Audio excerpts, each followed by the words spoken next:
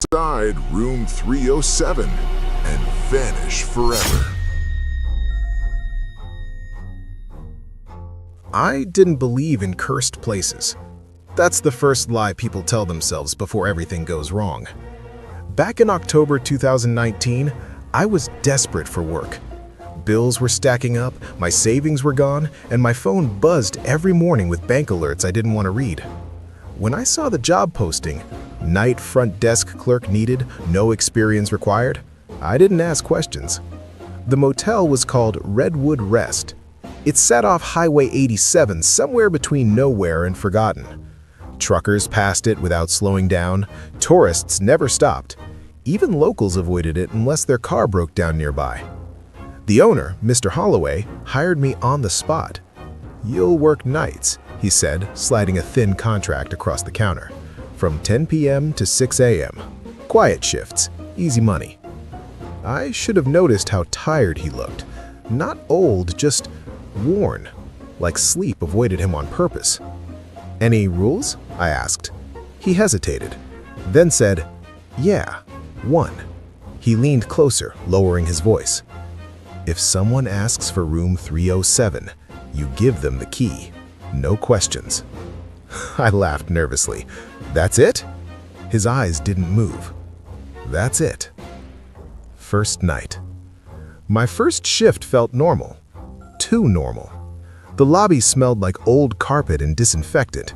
A small TV behind the desk played static more than channels. The guest's logbook was thick, years of names written in the same shaky handwriting.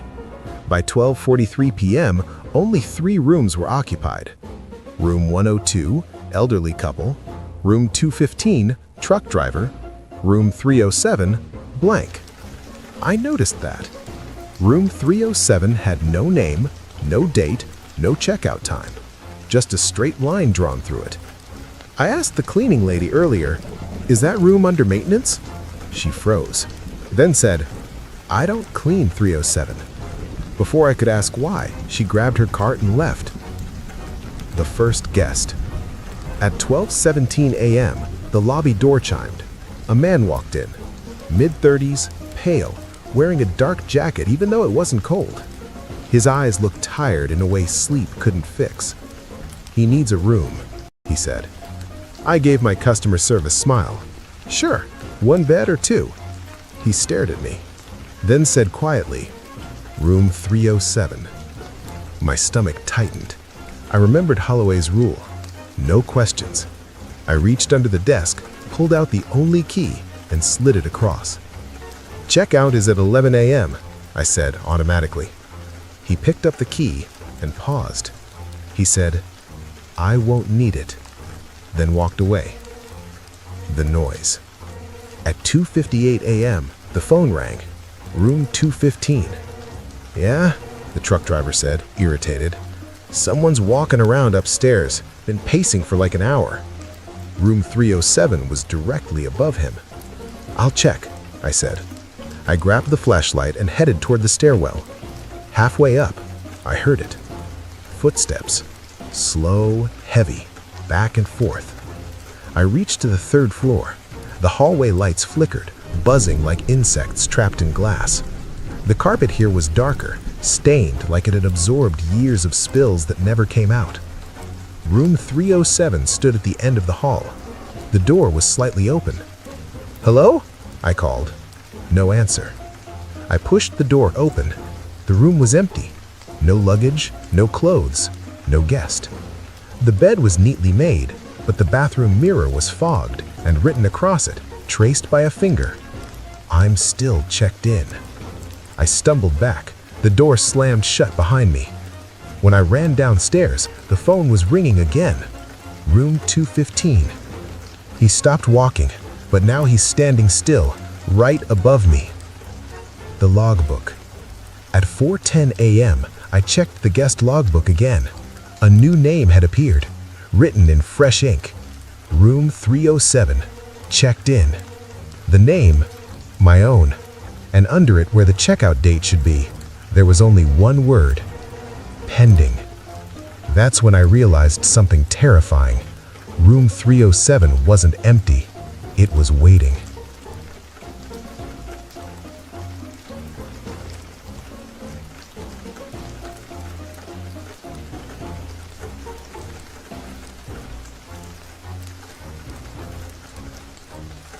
I didn't leave the motel that night.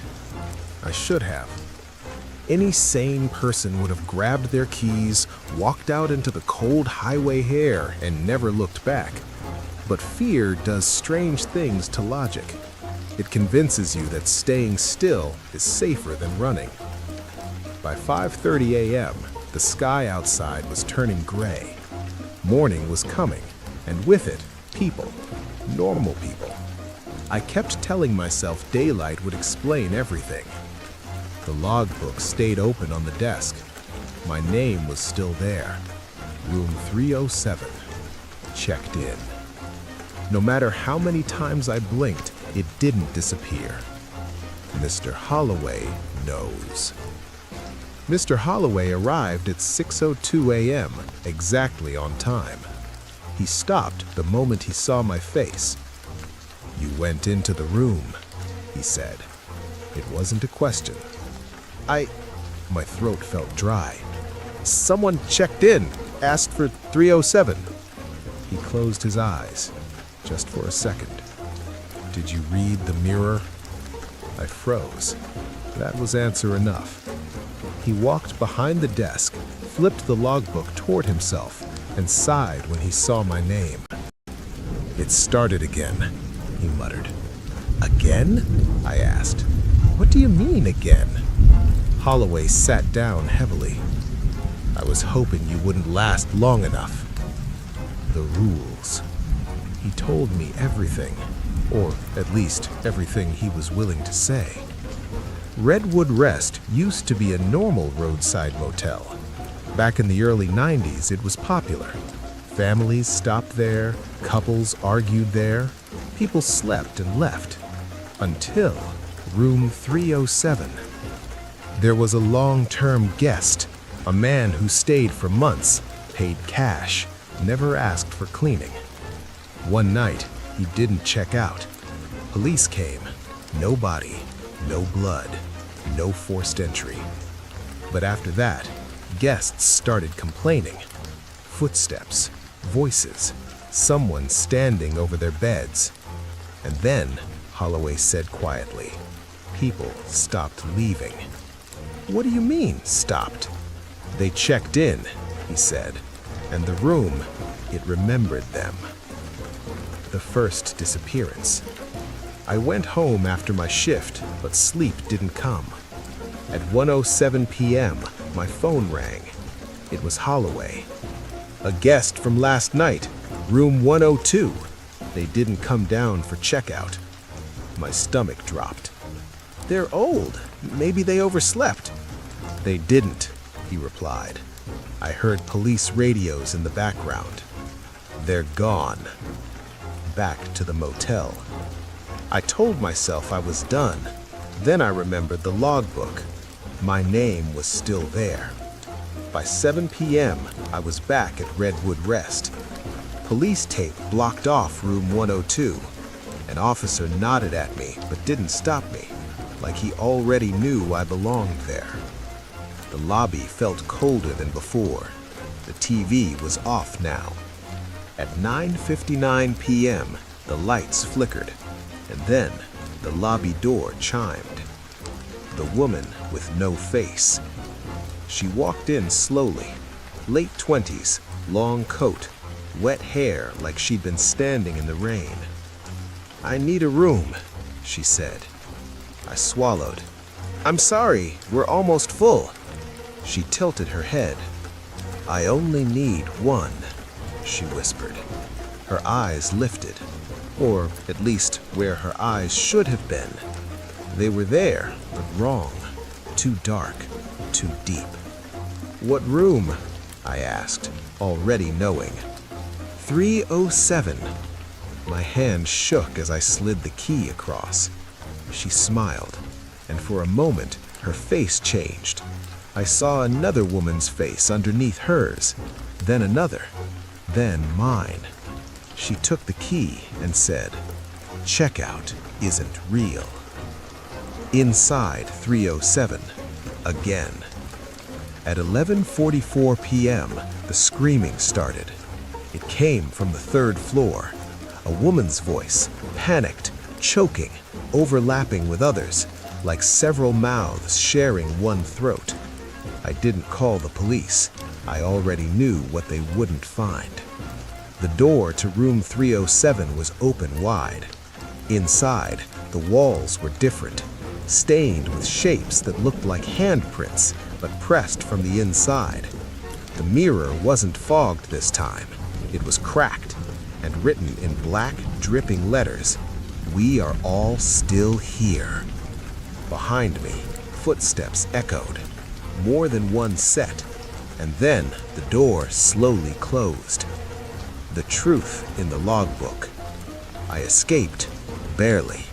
Downstairs, shaking, I opened the logbook again. Room 307 wasn't just my name anymore. It was pages of names, crossed out, rewritten, layered over each other. Hundreds, thousands, some dated back 30 years. At the very last line, freshly written, "Checkout requested," next to my name, and below it, in Holloway's handwriting, "Denied." That's when I understood. The room doesn't kill you, it keeps you. And it had decided I was worth remembering. After that night, time stopped behaving normally. I don't mean it felt slow, I mean the clocks actually lied. The lobby clock said 12:10 a.m. for nearly an hour. My phone jumped forward, then backward.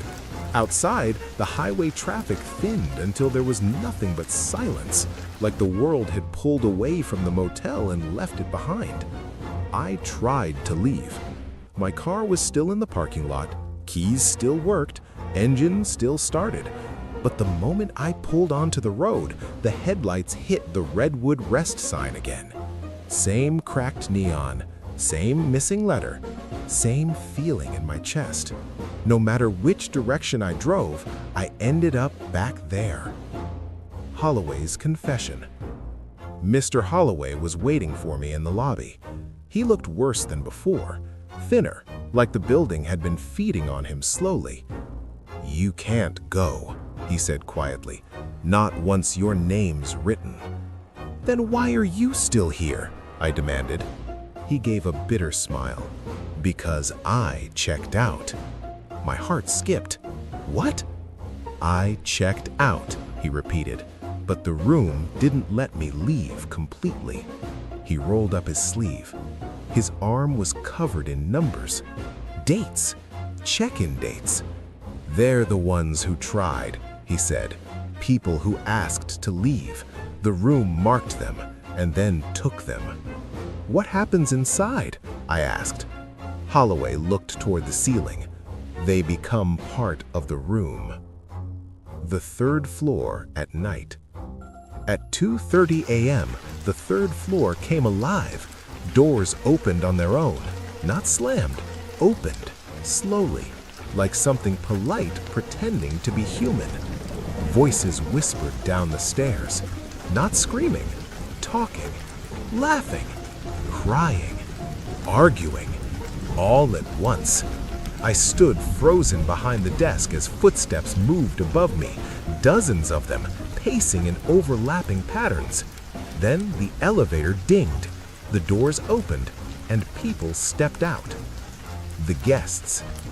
They looked normal, too normal. A family holding hands, a teenage couple, an old man with a suitcase. They filled the lobby, standing silently staring at me. The woman from room 102, the elderly guest, stepped forward. "You forgot my receipt," she said. Her eyes were empty, not dark, missing, like something had erased what made her human. "Checkout is at 11, another voice said. It came from everywhere. "Please," I whispered, "you're not real." The old man smiled. "We are," he said. "You just haven't stayed long enough." Room 307 explained. Holloway dragged me into the office and locked the door. "It feeds on memory," he said. "That's how it survives." "Memory of what?" "Being alive," he replied. He explained that room 307 doesn't trap bodies, it traps moments, fear, regret, guilt, the last thoughts people have before they disappear. Those thoughts replay over and over. That's why guests hear pacing, why mirrors fog, why names rewrite themselves. They're reliving the moment they realized they weren't leaving, Holloway said. And now, he added softly, you're part of the rotation. The dream I didn't sleep through. At 4 a.m., I blinked, and suddenly I was in room 307, lying on the bed. The room looked different, newer, brighter, like it had been reset to another decade. People stood around the bed, hundreds of them, every face I'd seen in the logbook. They stared down at me. One leaned close and whispered into my ear, "You're replacing him." "Who?" I gasped. The room answered, "The man who never checked out." The man in the wall. I woke up screaming in the lobby. The wall behind the desk was bulging, breathing. A face pressed through it from the inside. A man's face, eyes wide, mouth open in a silent scream. Holloway fell to his knees. That's him, the first guest. The wall split, and the man stepped out, or what was left of him. His body looked unfinished, like pieces of other people were stitched into him.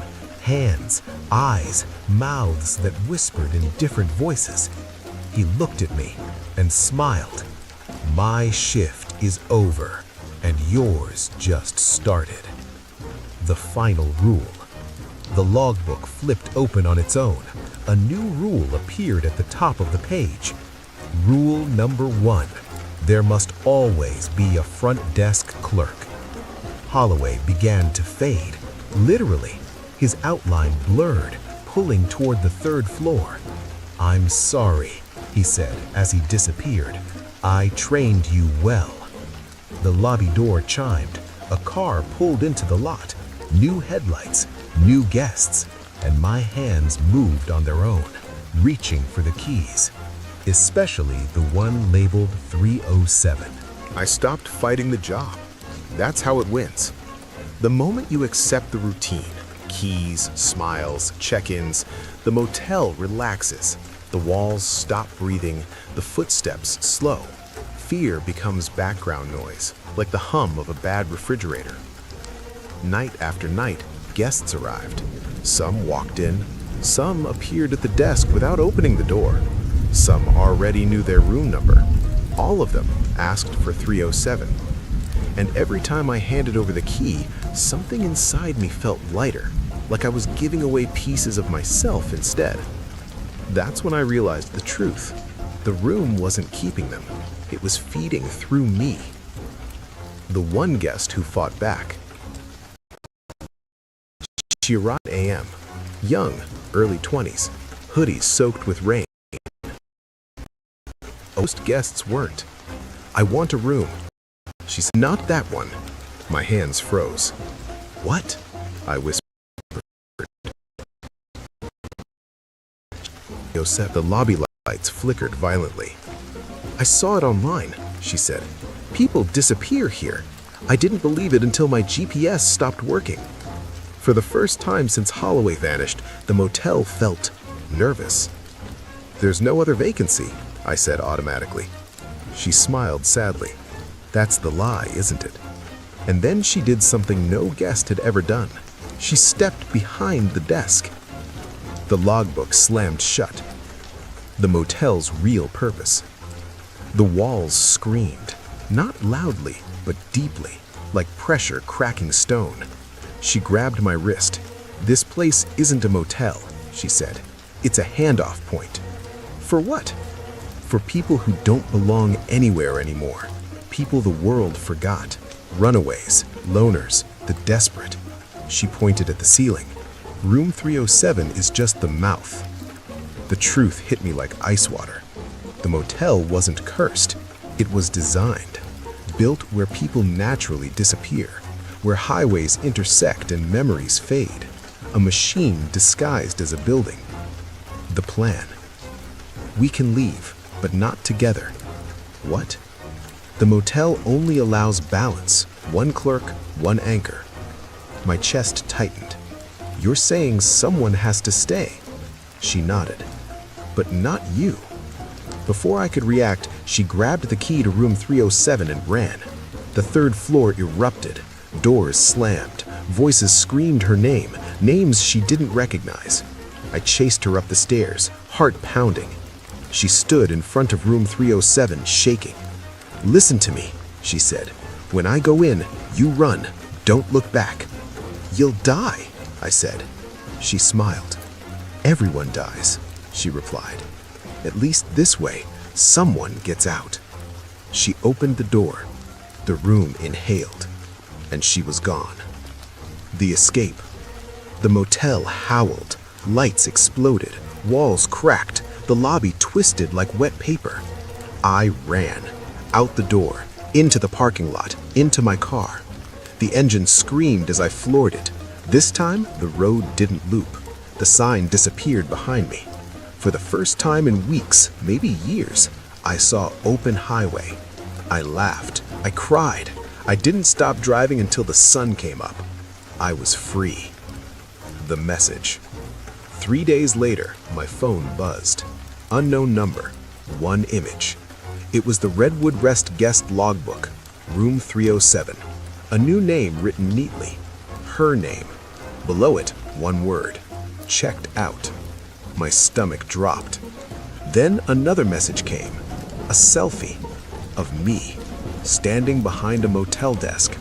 The timestamp read 2:58 a.m., and the caption said, "Your shift starts tonight." The sun was blinding, but I didn't notice. My hand shook as I grabbed my coffee, trying to steady my thoughts. 3 days of freedom felt surreal. I told myself it was over, that I had cheated the motel, that I had beaten room 307. I was wrong. By 10:59 p.m., I realized I wasn't driving toward anything anymore. My surroundings blurred. The highway, the trees, the empty fields, and in the distance, a familiar glow appeared. The Redwood Rest sign, flickering, waiting. I slammed on the brakes, heart hammering, but it didn't matter. The motel was here, always here. It didn't chase. It waited. Welcome back. The lobby was quiet, too quiet. The TV hummed a static tune I had memorized. Dust motes floated in the air like they were alive. The logbook sat on the desk, open, and my name was there. Room 307, checked in. I vomited on the floor. My mind refused to understand. I wasn't dreaming. I wasn't hallucinating. My freedom had been an illusion. Then I heard it. Soft footsteps from above, back and forth, slowly pacing. 1, 2, 3, always counting, always waiting. The rhythm of the lost. I turned to leave, but my hands moved before my mind could stop them. The keys, the damn keys, they were in my hand, trembling, as if compelled by something older than reason. The shadows of the past. The lobby lights flickered violently. From the corner, silhouettes appeared. The old couple from 102, the woman who had vanished in the rain, the faces I had seen in the logbook. Every guest trapped, frozen in the moment they realized they could never leave. One by one, they came closer. I wanted to scream. I wanted to fight, but I couldn't. My body was no longer my own. My name had been written. My shift had begun. Then, a whisper. Checkout is never real. It came from everywhere and nowhere. The walls seemed to breathe it. The floor pulsed like a heartbeat. The ceiling dripped shadows. Every guest, past and present, was staring at me, waiting. I saw Holloway in a corner, fading like smoke. He mouthed words I could only hear in my mind. Balance. There must always be a clerk. Room 307 calls. The bell above the third-floor stairwell rang faintly. One guest, tall, faceless, wearing a wet hoodie, the one who had escaped me before, was standing there. Or was it just the room's reflection? Her hand lifted, pointing toward room 307. I felt it, the pull, like gravity inside my chest. My mind screamed, "Run!" but my feet carried me up the stairs. Each step was heavier than the last. By the time I reached the door, I could hear the whispers inside. Hundreds of voices now, all overlapping, all echoing, all alive. The door opened before I could touch it, and there it was. The room, impossibly larger inside than the building itself. Endless darkness stretching beyond the bed, mirrors reflecting names, faces, dates, moments of terror frozen forever. And in the center, a bed with my name written on the pillow in black ink. I fell to my knees, my throat locked. A voice, soft, patient, yet terrifyingly cold, said, "Welcome back. You've been expected." The shift begins. The room inhaled me. I screamed, I struggled, but there was no resistance, no escape. My body moved in ways I didn't command. My hands lifted the keys, slid the logbook open, wrote the first words of the next line. Room 307, checked in. A cold wind filled the room. The walls shifted. Guests watched, silent, waiting. The faceless woman in the hoodie whispered, "Balance is restored." I tried to speak. Nothing came out. My name, my life, my past, everything was slipping into the room. And then I realized I had become the new anchor, the clerk, the one who would never leave. The motel had chosen me forever. The last checkout. Outside, the highway was empty. No cars, no signs, only the faint hum of a neon sign flickering in the distance. Inside, the logbook waited. The keys waited. Room 307 waited. And somewhere, a new guest was pulling into the lot. The cycle continued, and always would. Because there is no checkout, only the shift.